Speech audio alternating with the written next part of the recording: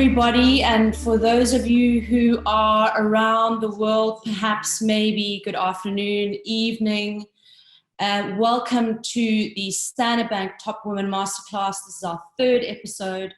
I am Karla Fletcher from Cape Town, South Africa, your moderator for the day, a passionate advocate for gender empowerment and an enthusiast for positive storytelling and sharing. We have a chat button at the bottom of this screen, and please let us know where you're signing in from and feel free to introduce yourself to our chat. I've started that with a couple of spelling errors, so do know that Zoom is not very forgiving on typos.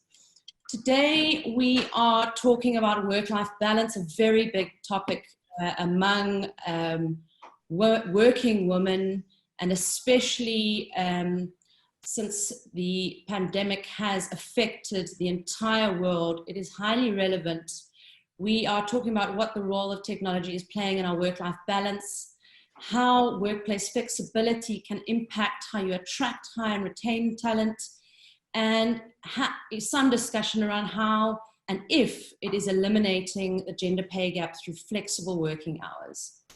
As you can see on your screen, there's some beautiful ladies that we are blessed to be in the presence of today, industry leaders, and really just all around great women. Please help me in welcoming them. We are sitting with Carissa, Dizon, next billion users and business operations from Google Africa, Joanne de Wet, Chief Operations Officer at McDonald South Africa, Videsha, Proothveerajh, CEO and chairperson of LexisNexis, and Amelia Muller, head of culture and leadership development and insights at Standard Bank. Please, everybody, give them a really, really warm welcome. The purpose of Top Women is really for us to create a trusted network of businesses to do business with, so that businesses can do more business. And I think, especially now, this is something we all very, very much need. And our goal is to impact over 10,000 entrepreneurs and top businesswomen through platforms like this, where we can give insights and tips and inspiration from leaders and previous award winners. And most importantly, getting you to take action today. I'd really like to encourage you to assist us in this by sharing our goal, posting, commenting, retweeting. Social media handles are on the screen: Facebook, LinkedIn, and Twitter.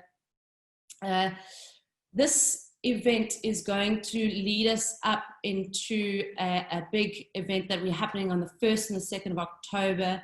We'll be hosting the Top Women Conference and Awards, our first fully virtual Top Women event. We'll be having thousands of women, and organizations will be participating. Please come and join us. We've been running a special offer for Women's Month, so take advantage of that. It runs out in a couple of days. The details will be sent to you, and they are on the screen if you need to access that or interested in joining us. We have a special question that we want to start sort of asking everybody to participate in, and it's something that we've been having a conversation with Standard Bank, our partner, around having brave conversations. And part of those brave conversations is trying to understand from our audience, what was the cultural reset that has occurred in your life that changed the trajectory for women for good? Whew, that's a long question to ask. But we'd love to hear participation. I'll be running it if we have time through one or two of our panelists.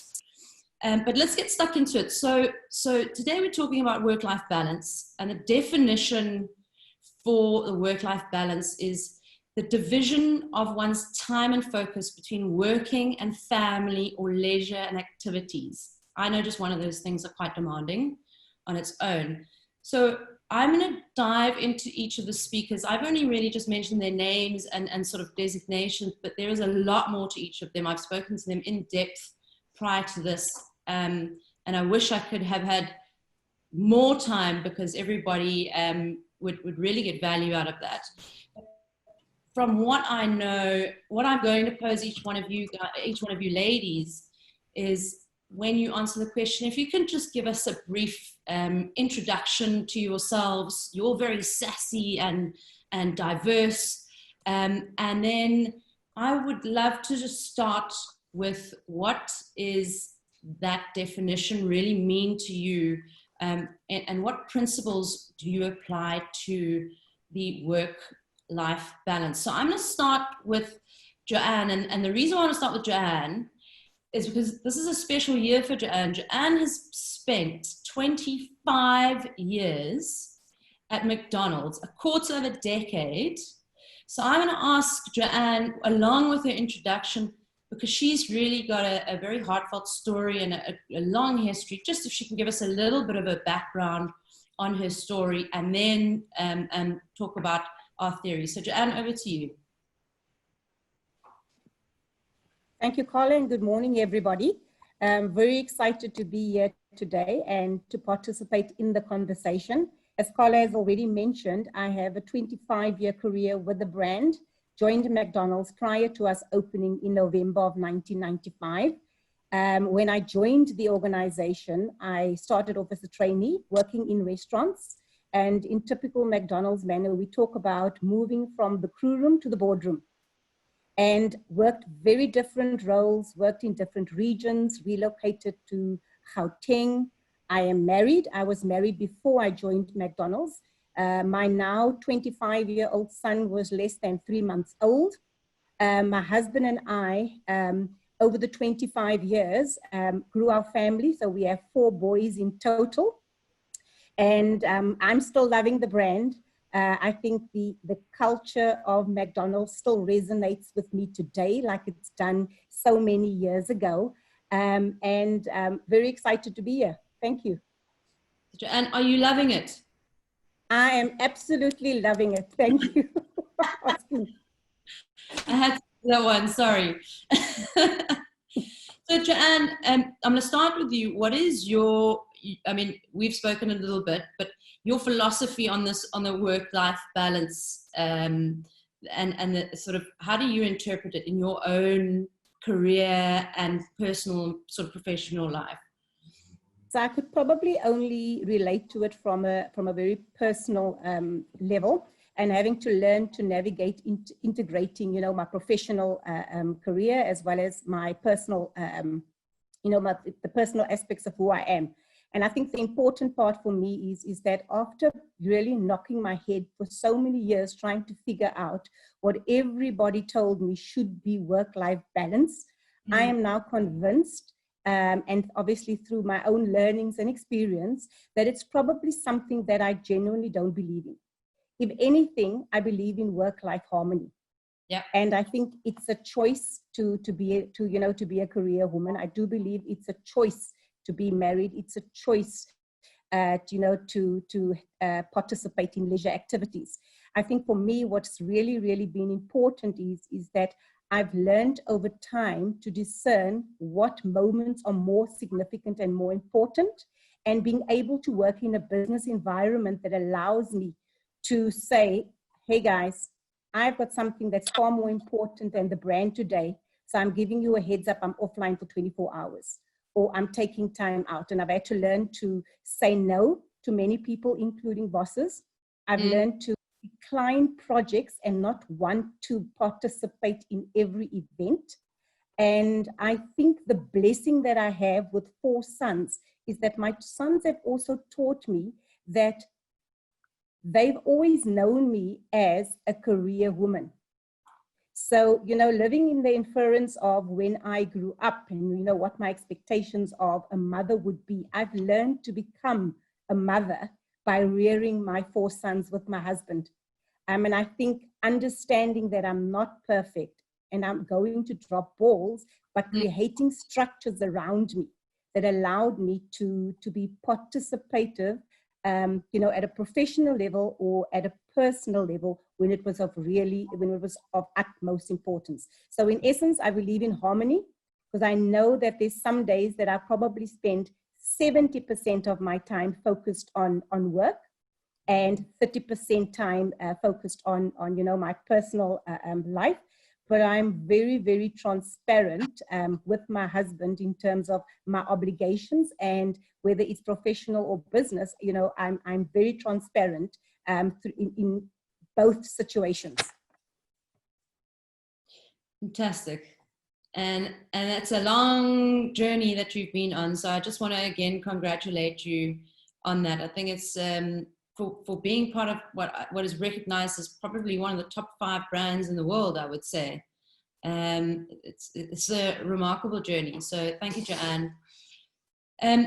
Amelia, I know we've also had a brief chat about your version of work-life balance. So, and I really enjoyed getting some of those insights from you. So please share how you see this. And the reason why I think I'm sort of pushing the button a little bit is because I think there is a general consensus or myth around this idea of work-life balance. After talking to all of you, I'm not the only one who feels that way. So I think this is probably more for like the younger generation who are coming into a world and having kids, etc., and wanting to reach a glass ceiling, but perhaps feeling that this is a limiting factor for them. Thanks, Karla. I'm so happy to be following you, Joanne, because you are role modeling for me already. So I think the language we use is the world we live in. Just saying work/life looks like there's only 2 categories. And Joanne changed the word from balance to harmony. I'd love to change the word work-life to human balance. I want to be balanced as a human. That means I work, I train, I entertain, suddenly the word is now expansive. So thanks, Joanne. I'm role modeling you there. So for me, the word would be human balance. What balances me as a human? What I like about us investigating that question, it means you need to get to know yourself. You need to know what gives me balance as a human. If you're an extrovert, it might be spending time with people. If you're an introvert, it might be time reflecting.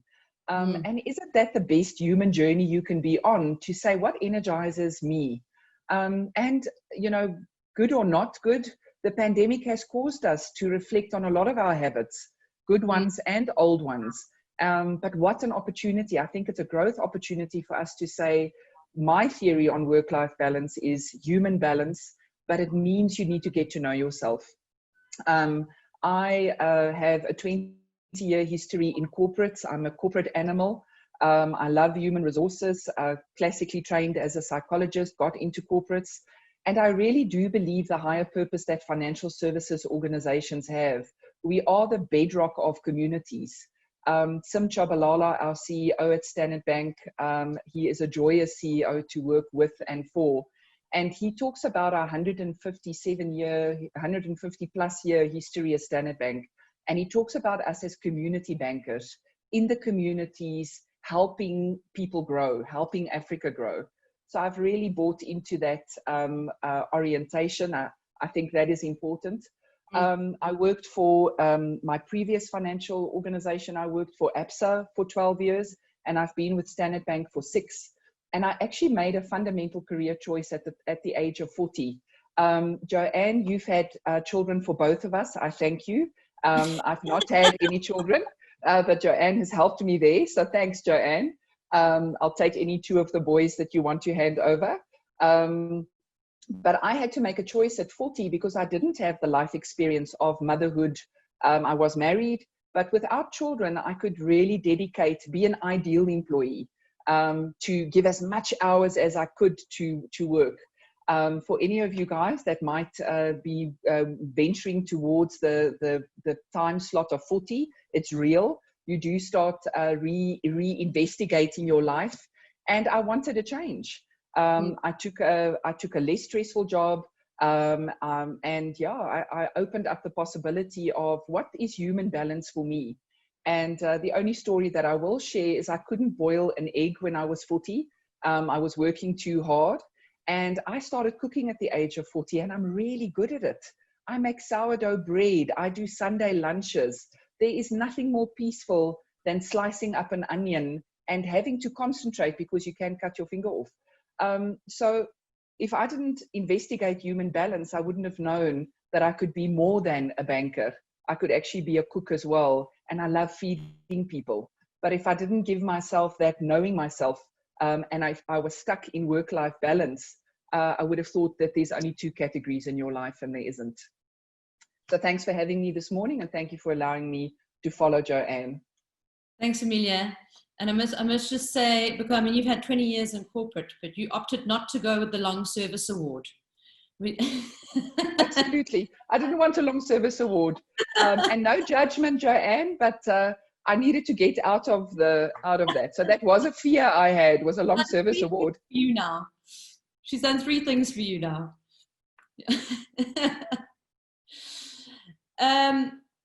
Carissa, I'm going to pop to you next and just give your insights and your take on work-life balance. You have traveled all around the world with Google. We didn't know, I mean, I spoke to the other, I didn't know where you were calling from or where, so Carissa is calling from South Africa, but she is worldly, and we must welcome her because she has been here for the last 6 months. Her and her husband moved to take on a position at Google, from Google, but in South Africa. So welcome, Carissa.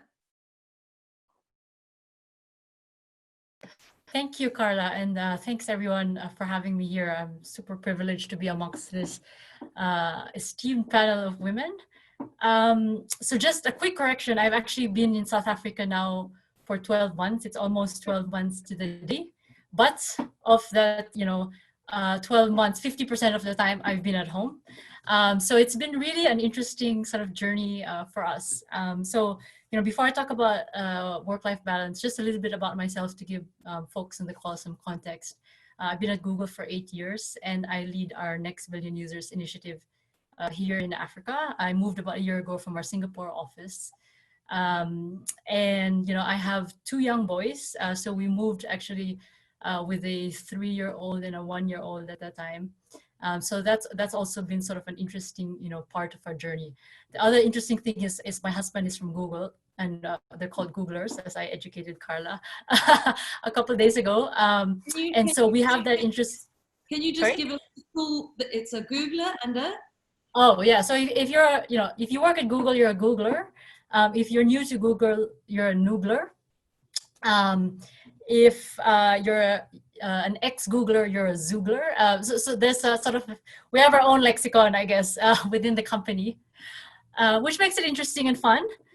And yeah, so, with the pandemic as well, it's been very interesting because my husband is at Google. So technically I do have an office mate at home. And that's something that we have to manage.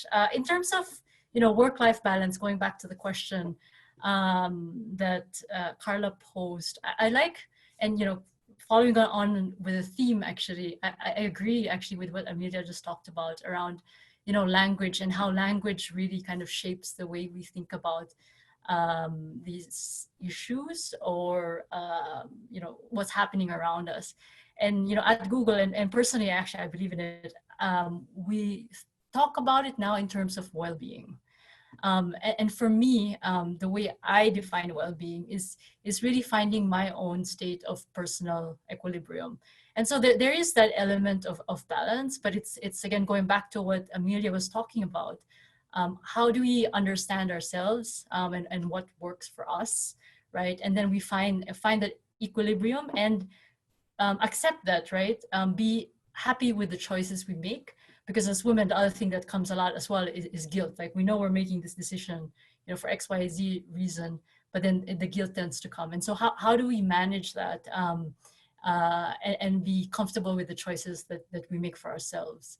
In terms of, and sort of 2 things that I always try to remind myself. One is that it is very personal and it's not the same at the same point in time, right? So different points in your life, for example, as a single person versus now as a mother of 2 toddlers, like well-being, the definition of well-being is super different. Or, pre-COVID or pre-lockdown, for me, well-being was leaving at a certain time, going home and spending time with my kids. And now that I'm with them 24/7, well-being means locking myself up in a room and having a glass of wine. So it's very, very personal. And I think the second thing I would say is that it's a practice, actually. It's not, something that you don't really know what kind of gives you happiness and what well-being means until you try different things, and then find what works for you. So again, during lockdown, very similar to Amelia, I started cooking a lot and learned, okay, I'm pretty good at it, and I actually enjoy it. I tried other things like, coloring, for example, or gardening, and I just, I just couldn't get into it. And so how do we make sure that, we're curious and explore what works for us? Thank you. Yeah, I agree. Practice, practice, practice. And I like the part about locking in the bedroom. Was it the bedroom or the office? With a glass of wine. I'm with you. It's the same place. Yeah.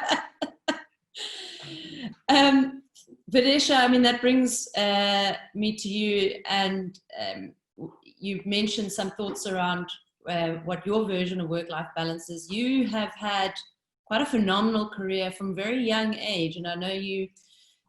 There are some sort of previous articles about how you made it at such a young age. So one of the things I'd like to add into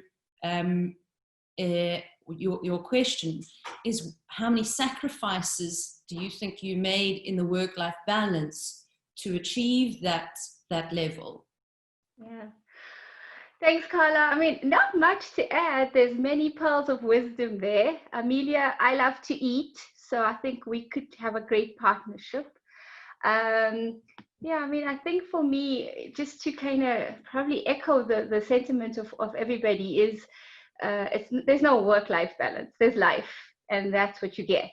As a human being, you have one life that we know of. And, I think for me, what has become very important is self-awareness and understanding why I have this life and what I want to do with it. I understand that I want to help people achieve their potential. That's my why. And in doing so, I help companies become successful. So that's really at the core of what I do. And so when I think about my life, I think about all the different titles, all the different pillars, all the things that I have to do: mother, friend, sister, CEO, etc.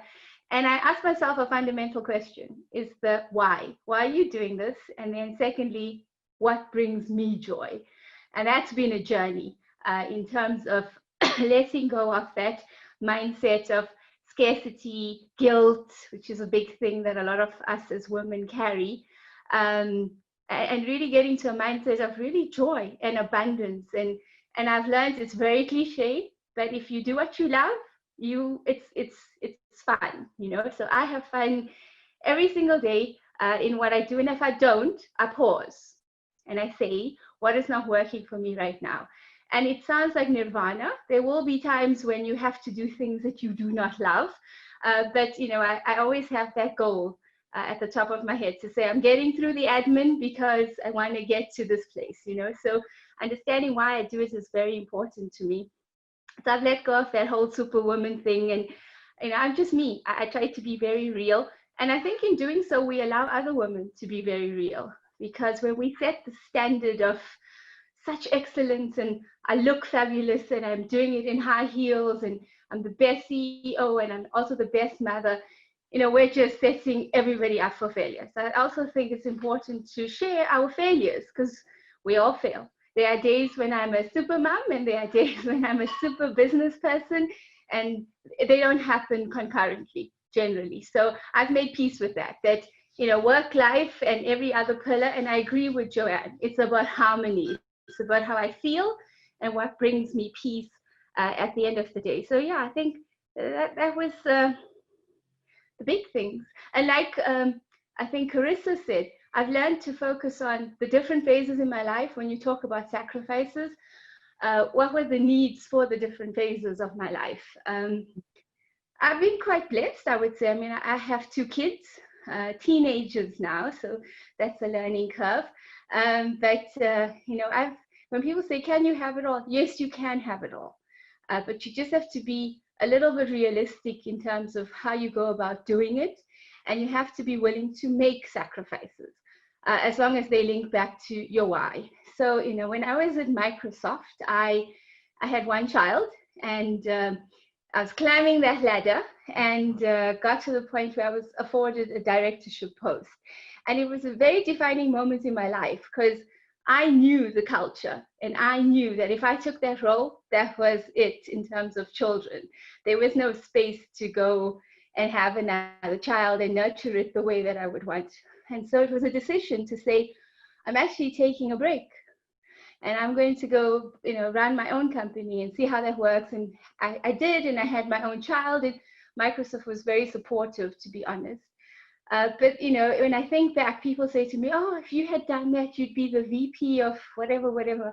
It was my choice, and I am at peace with that choice. And I did what I needed to do for myself at that point in time. So that's been, you know, some of the sacrifices. I don't feel like I sacrifice a lot, because I do what I love. So it doesn't come from a space of, oh, this is a burden and I want to be doing something else. I found what gives me joy. So, you know, every day is a happy day. Just when you start speaking, you have an element of joy and enthusiasm in your hello. So it resonates. It's refreshing, I think. And I want to make a point to everybody here that these are women who have achieved a lot, and what the general sort of consensus among people who in organizations is that we can't relate to our leaders, or they're not accessible. And I've spoken, and just this interaction, I want this to show people how accessible, approachable, and authentic our leaders in business really are.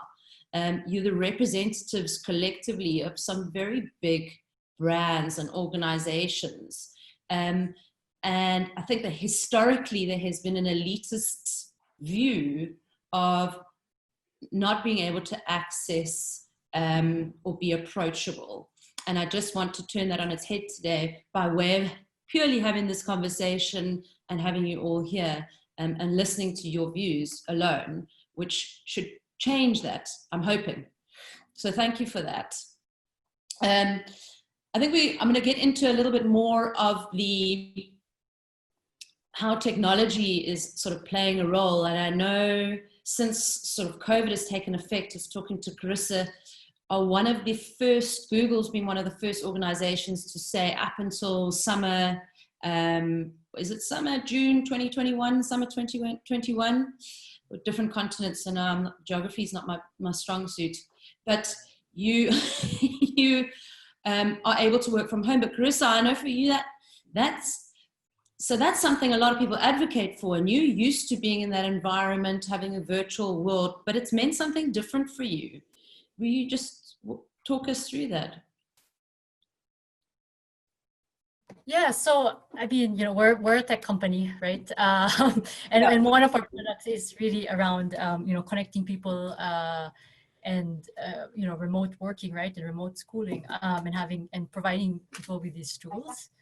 And so we always had the infrastructure to work from home. And, you know, at Google, like flexibility is something that we really believe in. And we've always given people the option around that. And so I had the opportunity to work from home, you know, really whenever I wanted to. And sometimes I would take calls with the US, for example, when I was in Asia very early in the morning. And then I would just, you know, go into work at lunch, for example. But I think the pandemic has, even with that technology, it's been a huge adjustment for everyone during this pandemic, right? The technology is just an enabler, but working from home, you know, once a week, once a month is totally different from working from home, you know, 24/7. Just people not having space. Actually, you don't have a study, for example. A lot of people didn't even have desks at home, or, you know, having to homeschool your kids, having, you know, a partner also working in the same space. And for us Googlers, we're very spoiled, right? It's quite, you know, it's well known that we have food. So we, you know, we had breakfast catered, lunch catered, we had coffee. And now I find myself thinking about food all day, right? Like, what am I going to cook for lunch?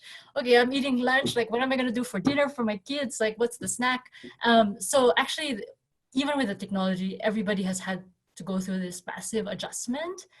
And what's great to see actually is that the technology is helping and it's getting better, right? And it's not just Google, it's actually sort of all of the different tech companies in the ecosystem really thinking through this problem and trying to figure out, knowing that there's still going to be a lot of uncertainty going forward, like how do we be as helpful as possible to people at this time? Yeah.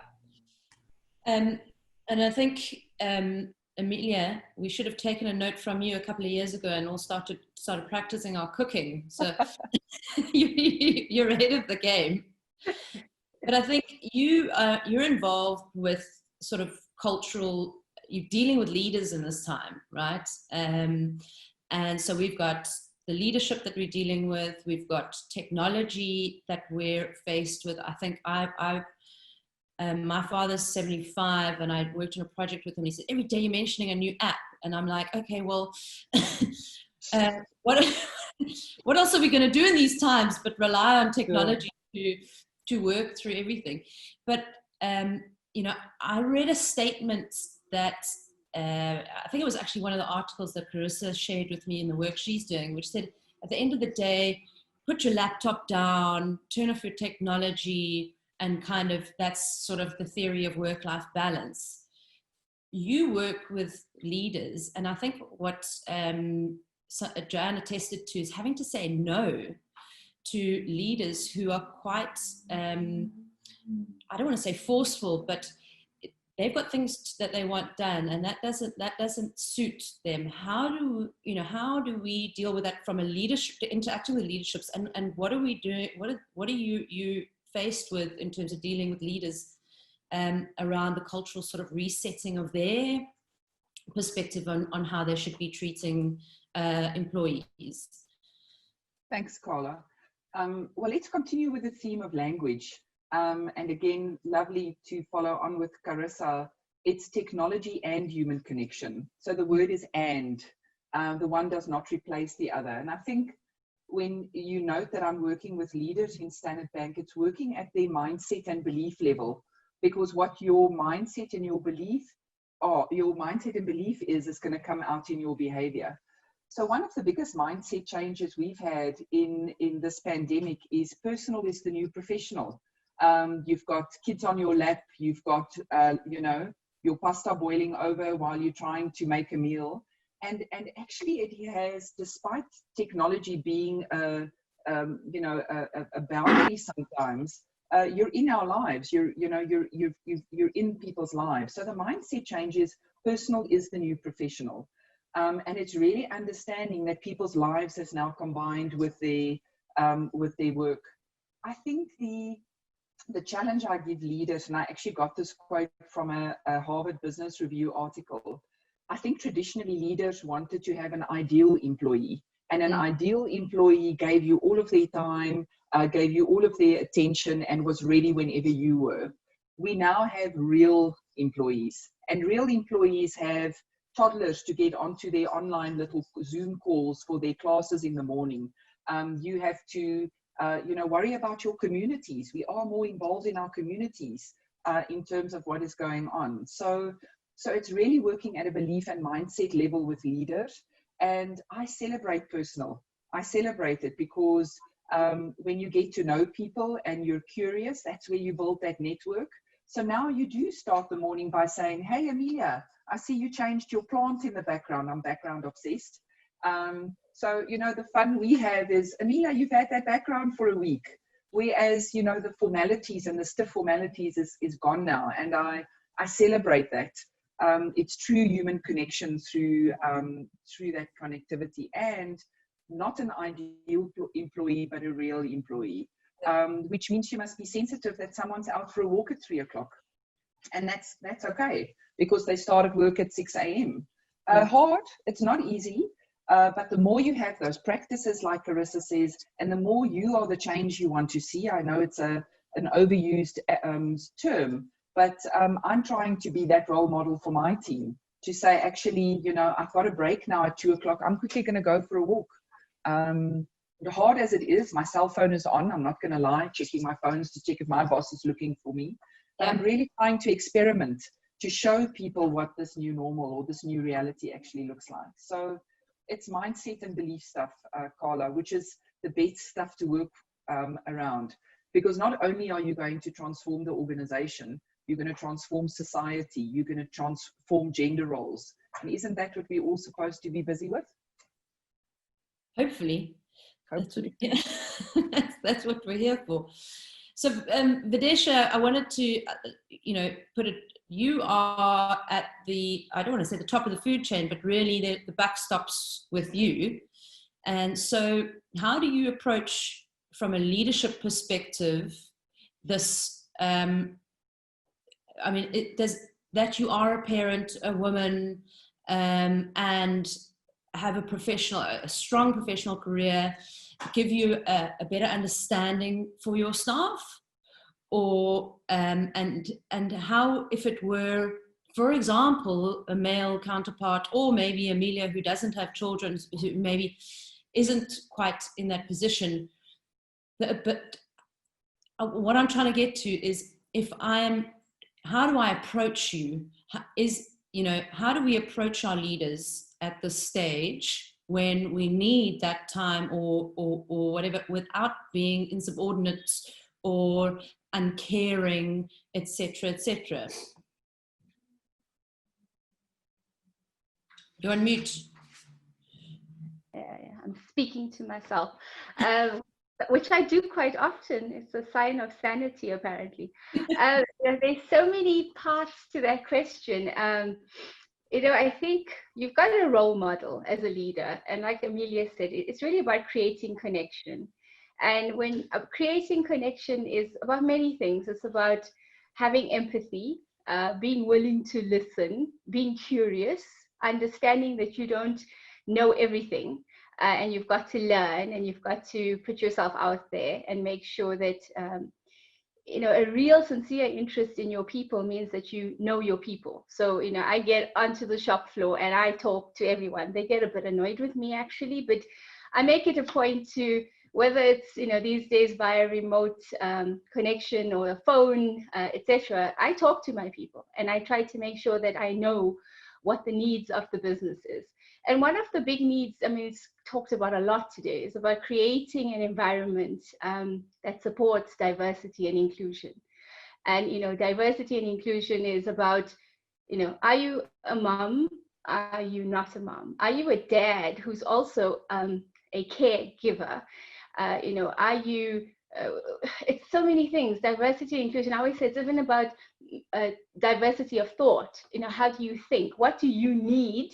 What do I need to create? What environment do I need to create to ensure that you are able to bring your best self to the table? Because that's what I need, right? I need you to be able to do that so that my company can then be successful. So it's really taking a keen interest in people and their needs, and making sure that we have the right, you know, policies, the right enablers, the right environments, so that people can be very successful. And I think the times of old, where, you know, the CEO sat in their glass office and nobody spoke to them, it's gone. I mean, if you want a workforce that is productive, that is the worst way to do it. So if, you know, for me, it's being more accessible to your people, engaging with them. Killing the hierarchy is one of the best things that you can do for your company. Just flatten it, you know, let it go, and yeah, just let people talk to you, because they will tell you. If you create an environment where they feel psychologically safe, they will come to you and tell you what their needs are. And that's a gift. That's not a burden. That's telling me how I set up a space so that people can really be productive. That's what we're all here to do. Yeah, well said. I just want to remind everybody that we've got about another 20 minutes of just going through some of the theme. In the Q&A box, which is a couple of bars next to the chat, we are going to go into a Q&A session with the panelists where you get an opportunity to ask questions if you want to ask any questions, please pop them in there. And we will start to go through those for the last half an hour. I can't believe 40 minutes has gone as quickly as it has already. But we're speaking about sort of, you were talking about self, the importance of self and self-acknowledgement. Carissa, you've been working with Google recently, doing some wellness workshops that Google have implemented. I just want for our attendees, some of those sort of key learnings that maybe we could impart with them that have come from that workshop that we could share with them. Sure. Actually, before I get into that, I wanted to build on the point that Videsha was making around leadership and the importance of leaders, right, in terms of creating the right culture within the organization, and really setting the tone from the top, right? Because one thing we know is that people basically follow what you do, not what you say. And so how do you make sure that as a leader, you're intentional about the ways you operate, and whether it's like, I don't know, sending an email at 10 p.m. and just not doing that, because even if you say it's okay not to reply, like people will think that they have to do that. And so as leaders, how do we create that environment and create the culture? And that's the most we can do, right? Because at the end of the day, sort of the organization creates the conditions for the right culture, but it's really people who create the culture. And it's sort of those everyday interactions that really dictate what happens down the road. In terms of like well-being, so what's happened recently, again, as I mentioned earlier, is, lots of people are working from home. And one of my colleagues in, I think, the Netherlands actually started a training around, or a workshop around just thinking through well-being while working from home, because as I mentioned, it's very different than in the past. And a couple of things I already mentioned. So one of the big learnings is that it's really personal, right? And so you need to find what's right for you. Sort of a second sort of tip around that is that actually, we try, when we think about work-life balance, we're always trying to we come up with a nirvana scenario. I'm working for the hours, I'm like baking bread, I'm doing this, I'm doing that. And then we actually don't do anything about it because it just seems too hard. And so one of the things we do in the workshop is just think about, okay, how do you +1, right? So if you rate yourself on a score of 0 to 10, like how's my well-being? It's 5. What do I need to do to get it to a 6? Not to a 10, like let's think about the 6, and then we can build up from there. So that's kind of been, really important. And then how do we enroll other people, right? Whether it's our partners, people at work, how do we set our boundaries, tell them what we're working on so that then they can help keep us accountable. Love, +1. And there's the 1% rule as well, which is if you just change everything 1%, you get 10 times. And why can't we apply that principle to our own sort of well-being, which has that compounding effect on everything else. Videsha was talking about flattening structures. Now, Joanne, you and I had a chat yesterday, of which you gave a lot of the credit to this managing this crisis, but also your ability to manage talent during this time due to sort of the more flattened structure. Please just, if you want to just talk a little bit around that with us and what you're doing at McDonald's and what your approach is on sort of not attracting new talent, but retaining existing employees and upskilling, etc. I think maybe just from the onset to say that, we started our embracing technology well before COVID. So just sketching the restaurant scenario, if you've been into a McDonald's recently, you would have seen elements of technology that has been featuring from a consumer-facing perspective. So you would have seen the self-ordering kiosks where a consumer can go in and place their order. We also heavily reliant on technology through our drive-thrus because that's the way in which we communicate. what order needs to be prepared and for which customer that is. And we found that during COVID, we've had the opportunity to reevaluate roles, to move and create new roles. And I think the benefit that I've celebrated is having an extension of my direct team. So because we've got a very, very flat structure, and because everybody has been working from home, using technology not just to engage with my direct reports, but extending the audience to include their direct reports. And I think the best, one of the positives that I've experienced through that process is that I've managed to identify some gemstones in the business that I may have not necessarily have had direct access to. So that for me has come through as an element of, as a very positive element. We work very heavily with cross-functional teams in our business. So the McDonald system is designed not to operate by business unit, but to operate around a business issue. So we would bring in individuals from different teams that may have the skill set that we're looking for to try and, accelerate or bring a project to life. And I think COVID has allowed us to benefit through that process as well. I think the other thing I'd like to add is the fact that as a very flat, our organizational structure is very flat. We don't have, C-suite executives that have, are located in preferential areas in the building. We don't have dedicated parking bays. It's first come, first serve. We access the same lifts. If you're going to order a meal, we've got a restaurant in our head office, and you will have opportunities to engage with the CEO or even a receptionist that may have experienced something that she believes is of benefit to the business. So we also learn from our employees by creating a very fluid working environment and working space in order to have access, for employees to have access to us and us to have access to some of our employees as well.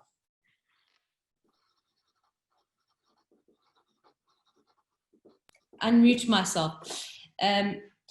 You were saying that through COVID and through this, it's given you an ability to have some insights on talents that you wouldn't have had seen before.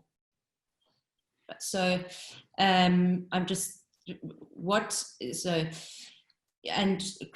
who was it that I was speaking to? Amelia and Carissa, I think, have gone from industries where they've had a role somewhere, but they haven't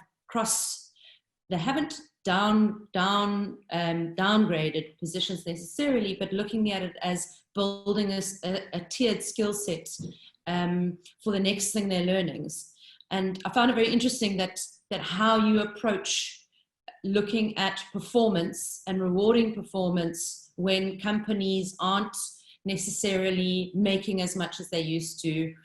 The ability to reward financially is not as fluid as it used to be. We're a little bit more rigorous and reserved.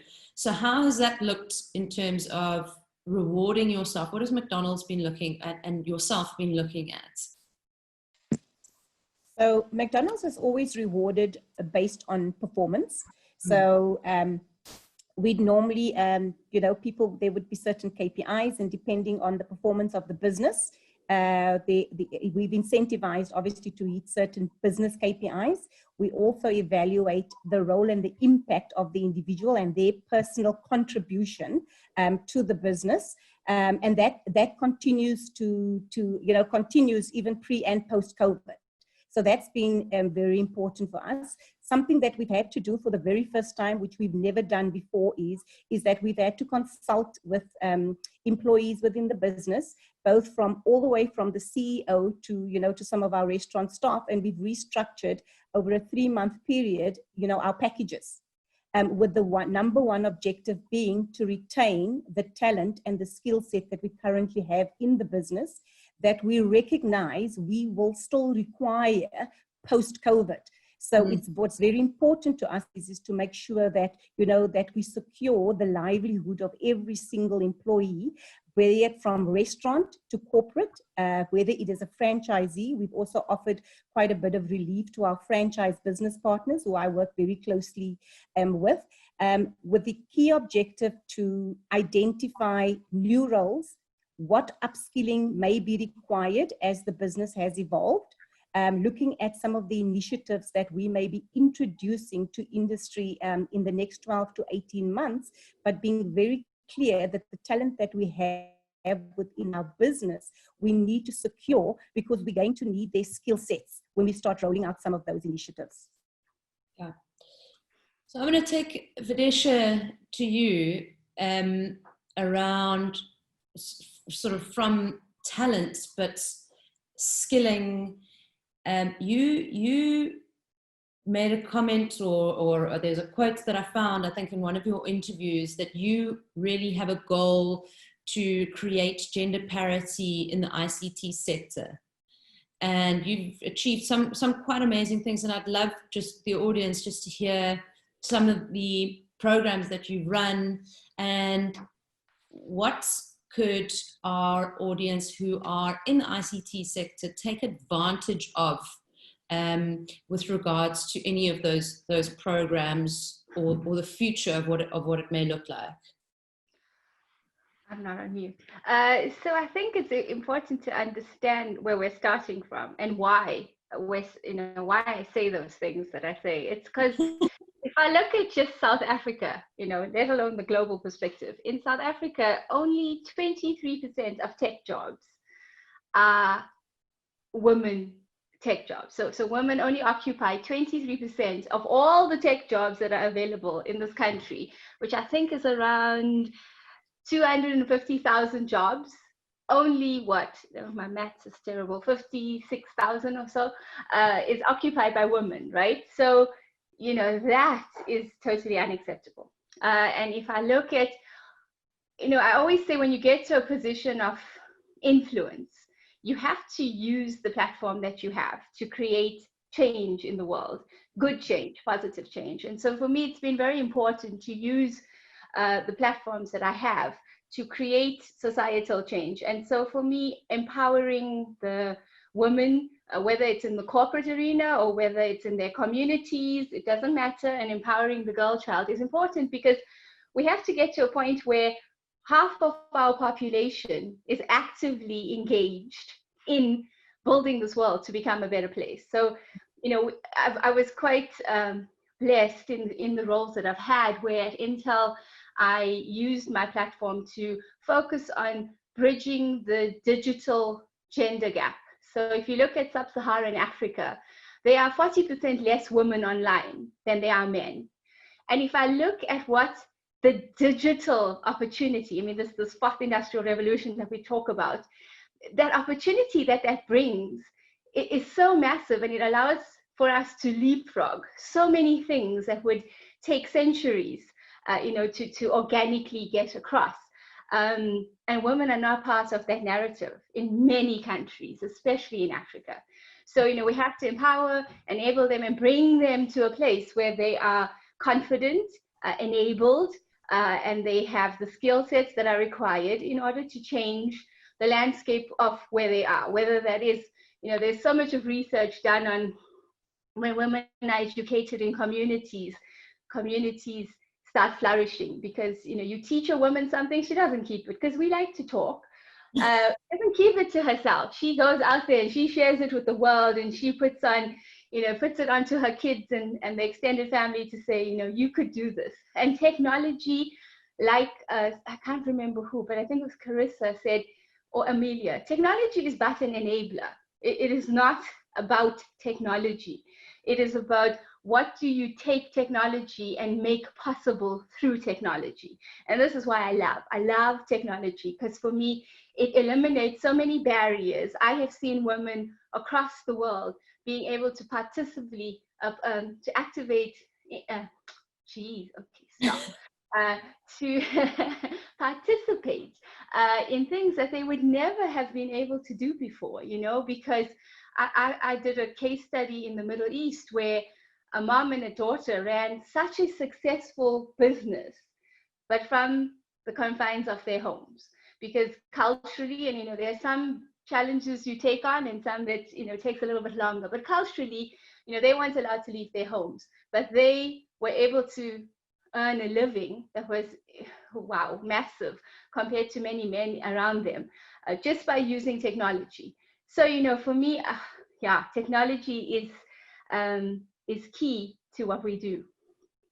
And I think, just to add to that, on some of the things that have been spoken, because I've been writing some notes, when Carissa chats about well-being, I think that is such a fundamental shift for many leaders and many cultures in terms of taking care of yourself is very important. Taking care of the people around you is also important. And so, I work in environments where I've had people come to me and say, oh, can you believe she didn't make that meeting because she had to drop her kid off? Or did you know that he decided not to attend the team building because he had a cycle race he had to do? And I always say to people, it doesn't mean that if family comes first or well-being comes first, that work comes second. It means that you need to understand that in order for anybody to be productive, there are certain things that have to be taken care of. So if family is taken care of, it means you have a more productive employee in the office, because you don't really want them sitting there worrying about their child that's sick. Or if my well-being is taken care of and I've done my yoga that morning, trust me, I'm a better asset to you than I am if I'm not. So yeah, I think this whole thing around well-being, it should not be seen as the soft and fluffy thing, that corporates are putting out there from a literature perspective. It really is important for us to have people who are very productive and inspired at the end of the day. I think I totally agree with you. If I didn't have an hour to myself of exercise in the morning, I wouldn't be able to cope with colleagues, children, partners, bad driving, and lack of parking spaces. But no, and that is, I think we've gone from a dimension of selfish to self-importance, which is why is it's important to look after myself, because if I don't do that, I cannot look after you, my job, my family, and my relationships. So yeah, totally agree with you. We are nearing. Sorry. I just wanted to actually build on that point. Well, one thing somebody said to me once, I think it was in the training, which kind of nicely encapsulates that this is like only healthy chickens lay eggs, right? So we need to make sure that we're healthy, we're happy, so that we can actually help other people. But as women, and it sort of come up, guilt is something that does come in the way. And it comes in the way of us taking care of ourselves, because we feel that, I need to be working, I want to be a good employee, I want to be a good parent, how do I do both? I can't do both. And one, I had a mentor once who really helped me kind of work through this by giving me this one very simple, powerful tip. And it's really, how do we think about, every time we're feeling guilty, how do we think about turning that into gratitude, right? So instead of feeling guilty about, I need to go home at 5 p.m. today, to take care of my kids, how do we turn that to an emotion of gratefulness that I work in a company that allows this kind of flexibility? Or when, I used to travel a lot, when I would be traveling, instead of feeling guilty that, I'm away from my family, is really feeling grateful that my husband and, I have a support system around me to help me actually do this. So I wanted to share that with everyone. Yeah, thank you for sharing that, Carissa, because that's, I was going to ask a question, because I noticed 2 or 3 of you mentioned the guilty thing, this idea of guilt, and we all have it, and even those, Amelia, who maybe doesn't have children, will still have guilt about not having children, where she's got to identify with those who do, but can't necessarily, but can only empathize, should I say. So yeah, we've got some questions coming through already for our panelists. So ladies, I hope you are ready. I'm going to start with Joanne because we've got one for you. Joanne, this is from Naliswa. Hi, Joanne. I'm very interested in your career journey. Can you give me highlights and game-changing occasions that happened? Have you had to change functions, expertise, and move into areas that were not really your core expertise?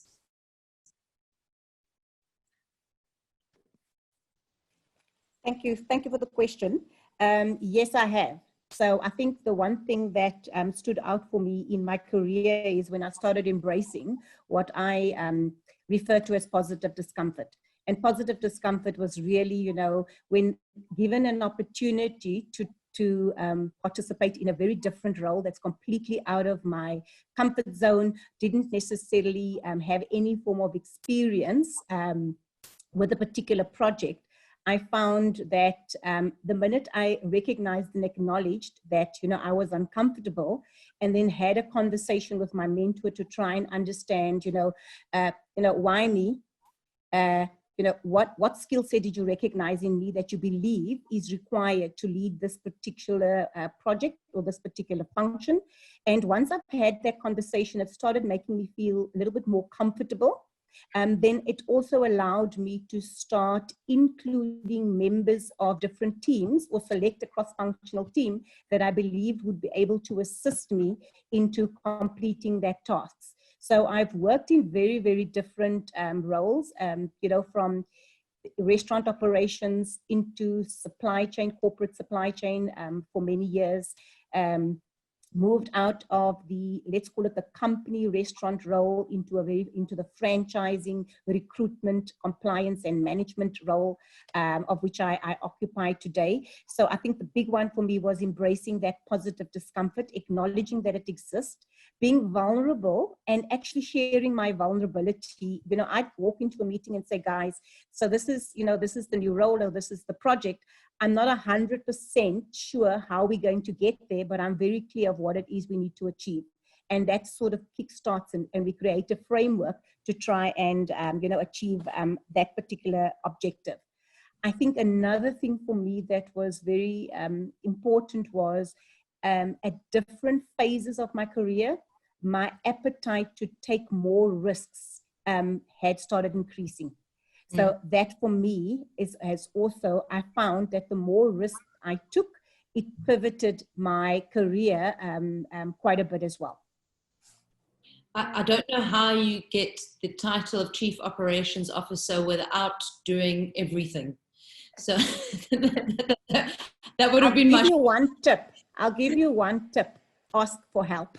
Yeah. Oh, there you go. Ask for help. And it's an important one. Ask for help. And yeah. Not just in my professional capacity, but in my personal capacity as well. I think I'm absolutely blessed that in the early days of my career, my mother-in-law played an instrumental role in terms of being that safety net for me. And I got to commend her on the man that she's raised, my husband. So I think it's not by fluke that we do have 4 sons, and that we have the opportunity to shape that, how our young men or our boys will look at very confident, women that have been able to be successful. And I think that's something that I always cherish as a gift to whoever is as blessed to marry any one of our sons in the process. Yes.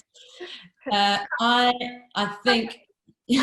Just one point, and I agree with everything that Joanne says. I think if you want to become impactful in any organization, you have to be willing to take risks. I always say to my people, growth does not occur when you are in a comfort zone. Growth only occurs when you stretch yourself. And so, being willing to take that step, even backwards, because sometimes you realize there's a gap. I want to move to corporate, but I've never actually worked in the field and understood what the engineers do in that lab, etc. And sometimes it means taking a step backwards. Sometimes it's a step sideways.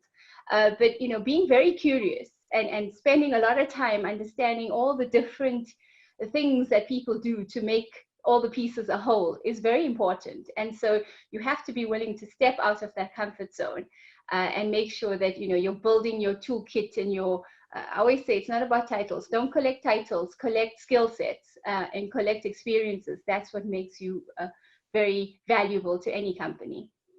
Love that. I'm changing my LinkedIn profile right now. No more titles, only skill sets. No, but it's profound. So, and yeah, totally agree. We've got some results from our polls that I'd just love to share with all of you, and just give us all a bit of perspective. So we asked the question, working from home means that you actually end up working more. 72% of our audience said absolutely. Sort of 23%, and no 5%. So lucky for the 5%. Do you take the time to disconnect from tech to be fully present for leisure? I think this is a profound question that we're asking for today. Impossible 3%, try sometimes 91%, and never 7%. And I think today we've got to get that 7% to down, but I probably expected that to be a little bit higher. Do you use technology to help achieve more balance? Absolutely, 77%, and 24% no. I'd love to know from those people how. Those are all the apps I'm trying. One is, so to a large extent, Karla, it is the apps you're trying. I mean, I used to spend like an hour a month doing grocery shopping, because there's those things I just gotta have, like chocolates, etc., that, you know, the au pair refuses to buy for me. But it is about taking advantage of those apps. I mean, there are concierge services, there is online shopping. I mean, you can even find love on the internet, you know, so I've heard. So imagine how much of time you save in terms of not having to do your hair and get into a car and drive to a date, versus just first getting to know online, and then you say, I might want to take this further. So, you know, there's so much. If I think of the tools, just your laptop, it's an amazing tool, right? When you talk about the guilt thing, you know, I've spent many very productive hours doing work while watching my child play soccer or in dance class while I'm doing emails, because luckily he's a goalkeeper. So I know when the ball gets to his half of the field to look up and, am I present? Yes, I'm present. I'm physically present, and I make it a choice to be present, you know, when he's in the midst of action. So, you know, that allows me to be a better mom. And so, yeah, and if I think about technology, I mean, my kids, when they were little, they had these watches that I got for them, which allowed me to set, like, they call them boundaries. But I knew, because one of the things I worried about was, is my child safe? And it kind of told me, the app told me, he's passed this boundary, so he's at school. He's left this boundary, so she's at home. So, you know, those things give me peace of mind. So there's so much of technology. If you think of like a wider scale, for me, it's things like, when I say it's what technology makes possible, you know, it's like working with other companies that, you know, we used to look at genome sequencing, for example, which is all about artificial intelligence. But when your loved one is diagnosed with cancer, you learn to appreciate technology, because, you know, sequencing the genome used to take months, and now it's 10 hours that he has or she has a specific list of things that they can do that is really life-saving. So, you know, I think technology is amazing, from the little bits and pieces that it does, you know, just calling your mom and saying, hi, are you okay? Connecting you to saving lives. So use technology, and guys, find out what are the things that you can use to really create more time in your life, to go do the things you enjoy. Yeah. So just, and this is quite amazing, that the last two is, do you think technology has impacted positively or negatively on work-life balance? Almost 80% say positively. So good. And then, has technology benefited your business growth during COVID-19 pandemic? 86% of our audience agree that it has increased business growth, or benefited business growth. So why didn't we do this a long time ago? I don't know. But I'm on to, we've got lots of questions coming through. So let me try and get through a couple of them in the last 20 minutes or so. Good morning. What advice do you have for imbalance between leadership expectations with regards to 24/7 availability and employee expectations? Amelia, I'm going to throw that at you because you're the one building and working with leadership culture. And how much of this have you had, are your leaders, first of all, challenged with the fact that they want to access their staff 24/7? And how much of that are you having to work with the leaders around their expectations? Yep. Sim Chabalala, our CEO, sent out one of the most amazing corporate emails I've read in my career on the 7th of May this year, and he called it Pace Yourself. And as a hierarchical organization, we needed to work with our mindset. You know that that's my favorite topic, where our CEO needed to give us permission to pace ourselves. We needed the CEO of our company to say, stop and think for a moment. So that was the first thing we needed to do, to say, and he wrote this beautiful, Sim is a great writer, and he wrote his personal email on how he's pacing himself, exercising and so forth. So it created a conversation in the organization. And unfortunately, corporates still work that way. Your CEO is your biggest influencer for good habits and bad habits. I then ran with that email, and I still do, it's nearly September, where every conversation I'm able to have with leaders is saying that one of the consequences of pacing yourself means that you need to make requests to your staff, not tell your staff. You are needing to say, there's two things I say. First of all, the one bad habit we have gotten out of the pandemic with all this amazing technology is we've taken our micro bits of time, driving to the office, getting a coffee, going, and doing something else in the office, walking from one meeting room to another. We've taken all of that micro bits of time and allocated it to work. So suddenly we're hugely productive, but we're working 11, 12, 13 hours a day. So it's taking that small thing, that +1 that Carissa talks about, and says, you had an hour and a half commute time. Do not give it to work. Give it to something else. Do a kettlebells class, do something else, but don't give it to work, because as a leader, the more you are able to allocate time to work, you generate work for your direct reports, and and you create this snowball effect of more work. That's actually not what we are looking for. The second thing I talk to colleagues and leaders about is the wonderful practice of requests and offers. That employee hasn't offered you their time at 8 o'clock at night. It's not an offer. It's not up for offer. So you need to make a request that says, Joanne, is it okay? We are having a big presentation to the CEO on Saturday. Is it okay if I send you an email later today? Yes, you do need psychological safety for Joanne to say, hey, Amelia, not really. I'm doing a crochet class online with Carissa this evening, but I will be able to speak to you tomorrow. But we're trying to start the basic language of offers and requests. Joanne must be able to say, I can't speak to you tonight, Amelia, but I'll speak to you tomorrow morning. And can I tell you what? 95% of the time, that's just fine.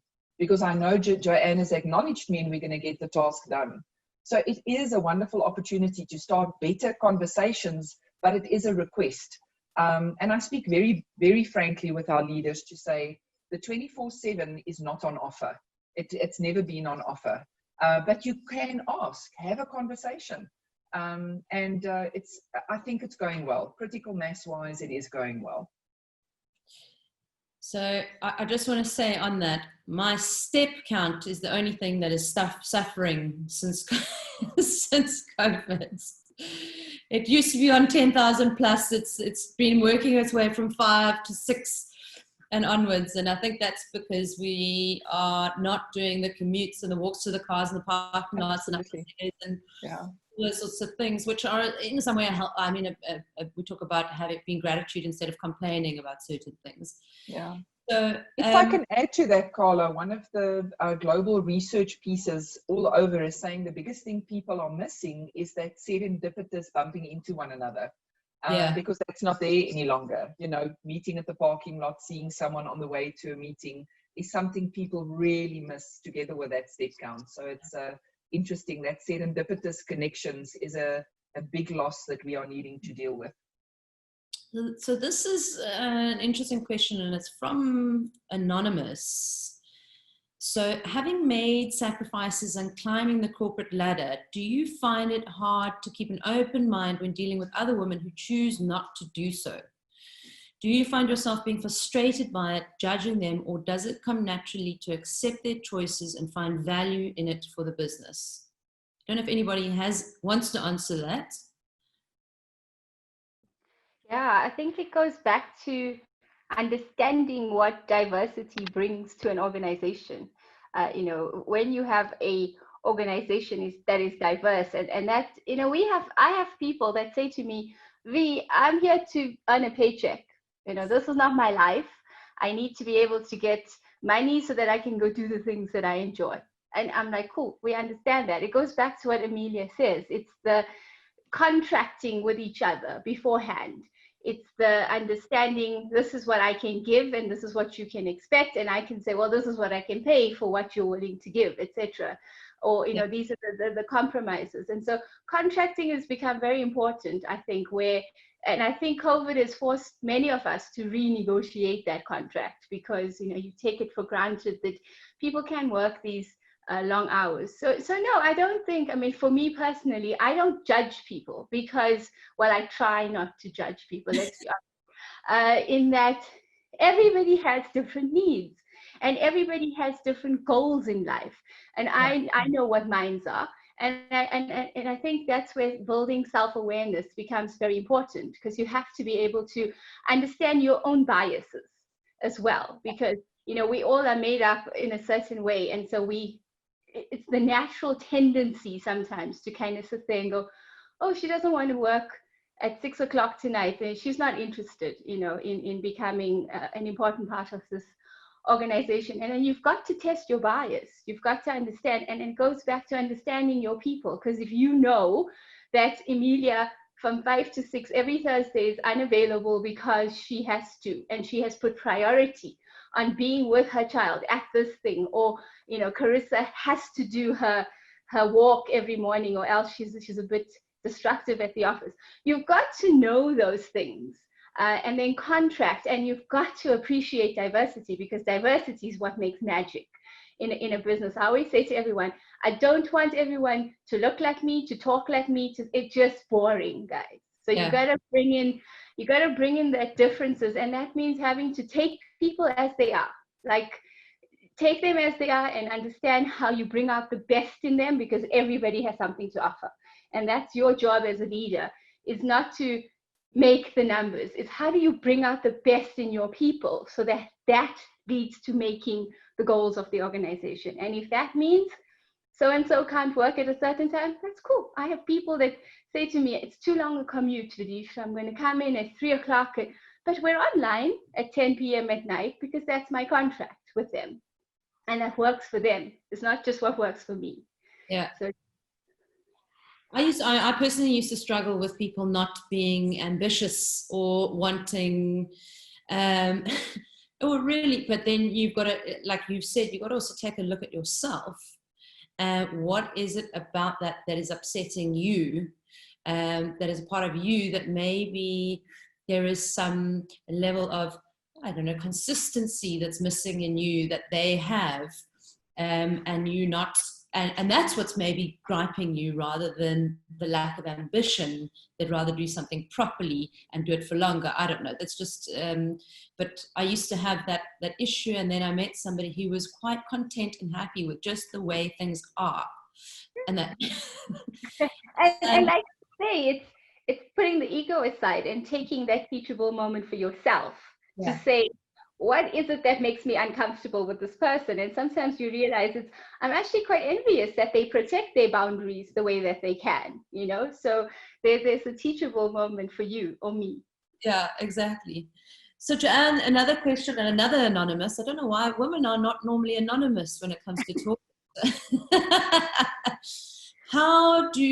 I'm going to ask this to you, how do women leaders keep themselves motivated? And what if you feel like you have lost your mojo? And I'm sure you've had a long career, you've got 4 sons, there must be a lot going on in life that's probably happened to you plenty of times. Yes, it has. And obviously, it's whenever there's that point of questioning whether you're still motivated or still have that desire, I very often would hit a crossroad. And I think at that crossroads, I would say, this is not working for me from a professional perspective at this point in time. I want more. And I've declined promotion opportunities to extend my family, because I just knew at the point in time I wasn't enjoying what I was doing. It had, you sometimes things go out of rhythm, and being able to recognize and acknowledge when you've lost that mojo, reevaluate and assess. And I think my husband and I would have, long conversations about, what I want, what do we want to do differently together. And very often that led to baby number 2, baby number 3.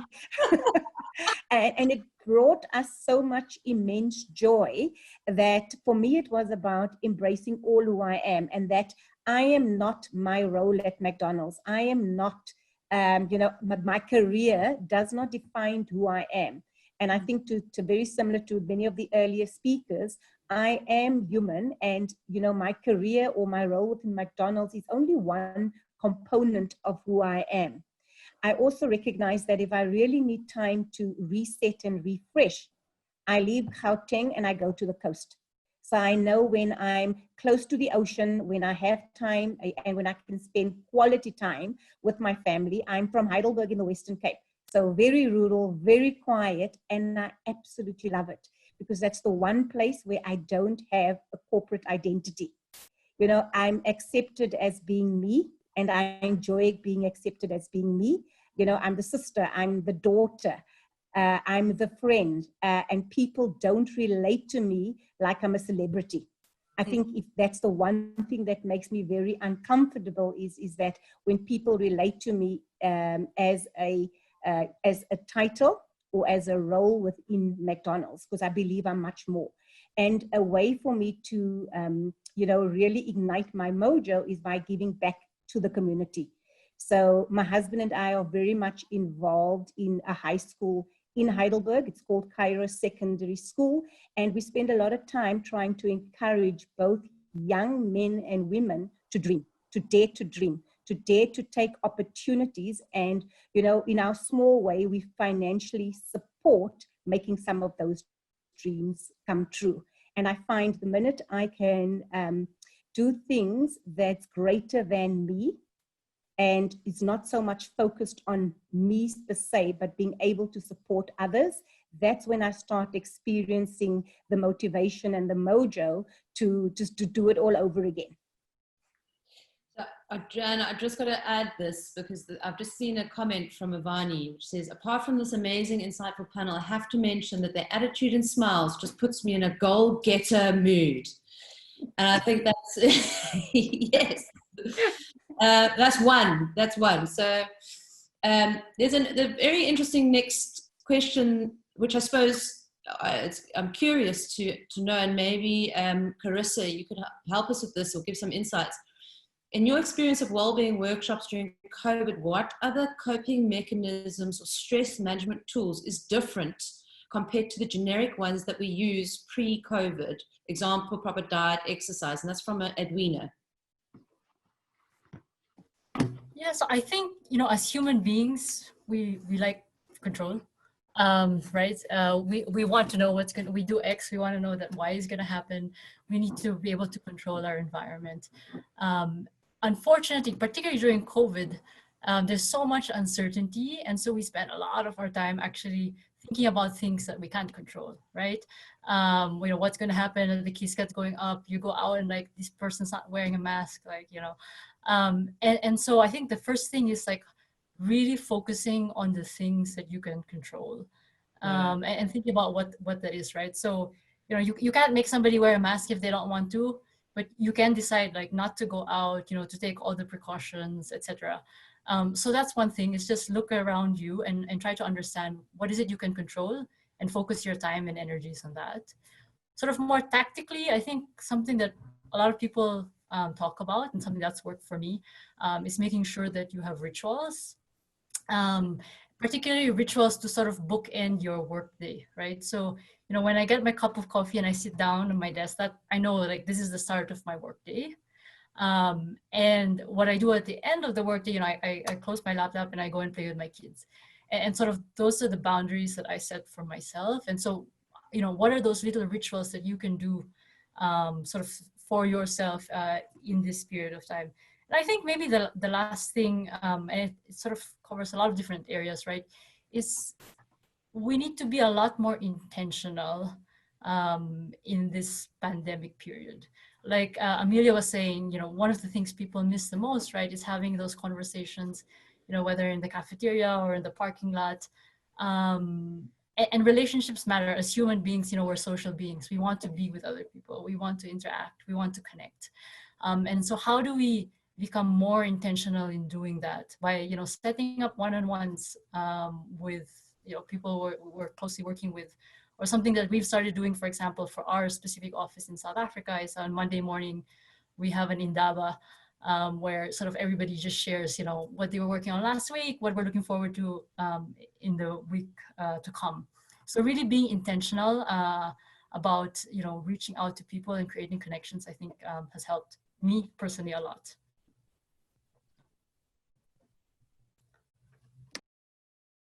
And you're on mute, Karla.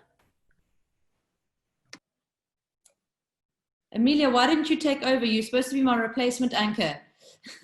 I'm too busy laughing at you. Just so everybody knows, if there's any emceeing roles coming up or news anchor roles, Amelia is a big fan of wanting to potentially become the future news anchor. So we've had a discussion that if we cut out, she's taking over.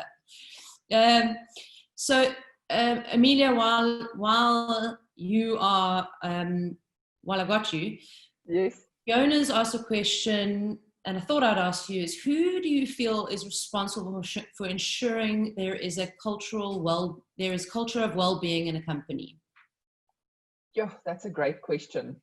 The theoretical question will be HR, and that will be wrong. Yeah. The ideal answer would be line leaders, which is wrong as well. Cultures are created. I mean, Carissa, I think you made a few comments on culture that I so resonate with. Culture is about rituals, and cultures are established through movements. You create a movement of well-being. You create a network of influencers. So culture of well-being is being intentional and role modeling behavior wherever you are in the organization that starts creating a movement. The reason why it sounds easy, but it's not easy to do, is that risk taking that Joanne spoke about earlier. Persistently keeping at it and really making sure that it actually starts becoming the way people do things in an organization. So yes, the formal mechanisms, the well-being plans, communicating about it, all of that is great, but you ignite a culture by really paying attention to it. And I like to, even in a corporate where there's lots of hierarchy and lots of good bosses and bad line leaders, we've got the whole mix. I try and empower employees by saying, you feed the culture. What you as an employee at your desk pay attention to, if you do it consistently and persistently, it could become a ritual in the organization. And that stands for good and bad. Good and bad, absolutely. Culture is neutral. It will swallow up whatever you pay attention to. But it's nice to know that lever is more available to everybody in the organization than they think. We wait for the next level to give us permission to do something, where actually that's a culture in corporates we want to change. We want to say you can make a difference at your level, but you need to act it out. You need to be intentional about that ritual, as Carissa says. Which takes a bit of courage and a bit of risk, but we've had huge transformations in organizations because of it. So it's not HR's job, and it's not a comms plan, it's a movement. I'm glad you said it's not a comms plan. Okay, ladies, I'm going to wrap up. We're just on the 90-minute mark, and I'm going to pose you the question, and I think I'm asking everybody else. just want a short, quick last few words from you, each of you. And what was the cultural reset that occurred in your life or history that changed the trajectory for women in business for good? You're all lucky you got a bit of prep time in the very beginning to answer the question. so no pressure. Amelia, let's just start with you, seeing though you were on anyway. Yeah. I want to link to what Joanne said earlier. The reset for me, for women in the organization, is vulnerability is a superpower. Not putting makeup on, having your hair in a ponytail, and being in a hoodie for the day when you're not in a mood to be dressing up. It just became a way in which women can get over themselves as well, about all the stereotypes that is being placed upon us. So I think it's a reset that vulnerability is a superpower, and I hope it continues. Fantastic, I love that. Videsha? Mute. Technology is not aiding me. On a much wider scale for me, I think, I always say we stand on the shoulders of so many giants that come before us. And so, whether in South Africa it was, August 1956, the first women's march to boycott the pass laws in our country, that was a movement. That was a cultural reset that allowed us all to think about our rights as women. And I've got to do the corporate pitch, but one of the things that I love about LexisNexis is that we are about advancing the rule of law. So for me, there's such a link in there that's very important. And I think more recently, it's probably things like the Me Too movement, that allowed women to step up and have that voice and be very honest about what's happening, whether it's in corporate or in homes or in Bollywood and Hollywood, etc. But it's always about giving people the permission to have the voice that they need to have. And so, I can think of many cultural resets, but I think those are the two that come to mind for me at the moment. You're on mute. Carissa? Yeah, just echoing Videsha's point, there have been many moments, I think. One recent one that sort of came to mind actually is the Lean In movement, right? Started by Sheryl Sandberg. There have been a lot of criticisms about her approach and and everything around it, and obviously lots of stuff on Facebook today. But when that came out, I think that was really a moment for many kind of women to sort of reflect on how they're thinking about women in the workplace, and actually men as well. Many men have read the book, and it helped them understand the challenges that women face, and I think that's sort of really has sparked a movement globally, and that reading that book sort of helped me feel like it's okay to do what I'm trying to do. Yeah. So, and I just didn't hear, I know the book you're talking about, but I just want to repeat it. Sheryl Sandberg, Lean In by Sheryl Sandberg. Yeah. Thanks, Carissa. Joanne? I think the one I already hit on, Karla, was, my notion of embracing my own positive discomfort.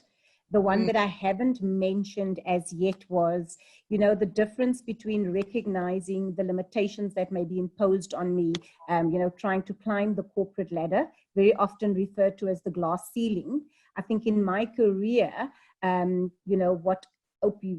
embracing the positive discomfort was recognizing that very often I was so caught up in what I refer to as my sticky floors. I was so caught up in terms of what my shortcomings are. Am I qualified enough to be taking on this task? A lot of insecurity about, my worthiness to perform in a role that everybody else in senior management had identified as a skill set that I may have before I even recognized it. So I think it was, embracing the positive discomfort and being vulnerable and being comfortable with being vulnerable, but at the same time having a level of self-awareness that at times when my career or my progress, my professional progress was hampered, it was because of, that sticky flaws or that limitations that I imposed on myself. Did you make that up, or is that a well-known concept? Sticky flaws. I read it years ago in a book around diversity. And when McDonald started their diversity journey years ago, one of the franchisees had said that her progress was not so much hindered by the her ability to grow in the organization, but very much hampered